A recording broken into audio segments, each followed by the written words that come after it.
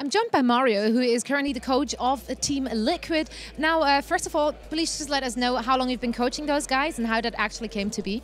Well, I started coaching back after, I think they came back from MLG and D2L, back when Fluff was on the team. So I think about 6 months, I would say, something like that. Pretty much how it started was, they were having issues and they would always just come ask me for help and ask for my advice. And at first it was just kind of an advisory, just give them input, advice on drafting, how to move and stuff like that.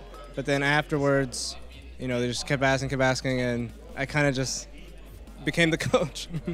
How important do you feel it is for a team to actually have a coach? I mean, this is probably the first CI where there are so many of them, a lot of them like former players or still players who are taking up that role. How much of an advantage does that give that team, if at all? It definitely gives an advantage. It's probably not as big as most people think. Like, if they incorporate coaches more into it and maybe you can get into communications, it would be a lot better because I can help them be like, okay, you need to talk better, you need to talk more. Like, people are arguing, they need to stop arguing, stuff like that. But, like, for the most part, it has some impact because I get to watch all the games while they're playing, so they don't get to see everything. So I just get to fill them in on what's going on, what other teams are picking. So it's more than anything, it just gives them more time to focus on the game instead of focusing on more preparation stuff. Yeah, I would say that it's important to have a coach because when the tournament is so big and so huge, you need someone to help you to do certain stuff during the tournament itself. Like during the breaks, sometimes you have to play in between games. Like you only have 5-10 minutes, and having a coach means that you have someone to look out for the other games, and he's going to be there to tell you what happened and what went wrong during your game itself, and what to improve and what to change, and what is like the current heroes that most of the teams like, and you can adapt quickly towards it. I now have Goblak joining me, who's here as the coach of NaVi. So Goblak, how much do you actually get involved in like pick and bans or anything the team is doing strategy-wise?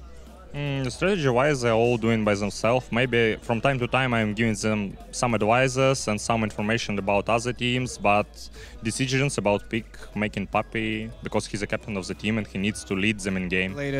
I'm not really the guy to hype up the crowd. Sometimes when they play bad, I blame them a lot. But yeah, it's really just about X's and O's, what we should have done, mainly bans and picks. Today, it's really been a build-up. Our movement's been really bad, especially like on our supports, before this tournament. So I would say the reason we're playing well is from the past work we've done at the Red Bull boot camp and our training before. But now it's just keeping them focused, and mainly bans and picks for here. But we do, after every game we go and we watch some replays, and we, whatever I think is important against our opponents, it's very hands-on. It's very hands-on. Yeah. Mostly, I think my involvement is not really that huge because I would say that I'm mostly there just to give advice on what I think they should do against this team and what I think they should do against that team. I'm not there like to say that, oh, you must do this game, you must do that this game. I'm more like a second opinion. Coach might not be like it's sort of like advising mostly, yeah, but mostly like I just tell them about what I feel is better against what team and what I feel is not so good against what team, and after the game I would say what went wrong and what I think they should have done better.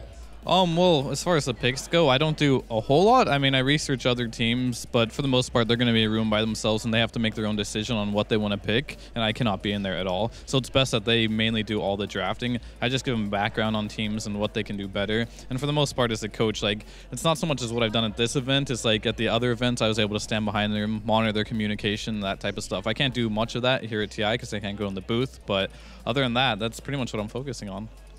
Do you feel like players will respect the coach more if he used to be a player himself? I don't know. I don't know if I need to be a player. Like me, Fanik, Dendik, was, we know each other for a long time. They respect me as a person, I think. So this is important. Attitude to the coach, player's attitude. And about player, I'm not sure.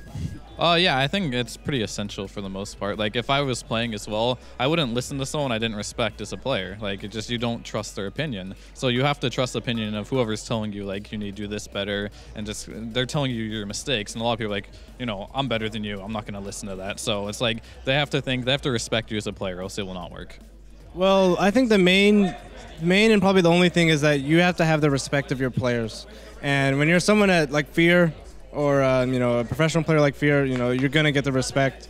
But in my case, it's just I have a really good relationship with the guys. They know I know a lot about Dota. Like I watch Dota. I feel there's kind of a niche of people who kind of know about Dota, but in terms of playing, they're maybe not as good. But yeah, they have a lot of respect for me. So you can kind of see in the results, I guess, today. But yeah, we've just been working hard, and it's mainly about respect.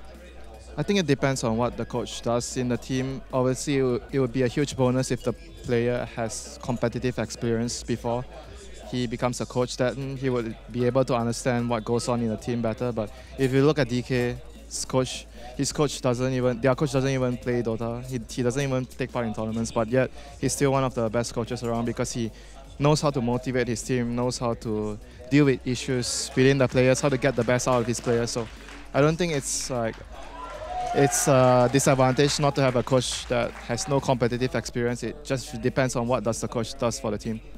Thank you very much for the interview, and I hope you enjoyed the event. You're welcome.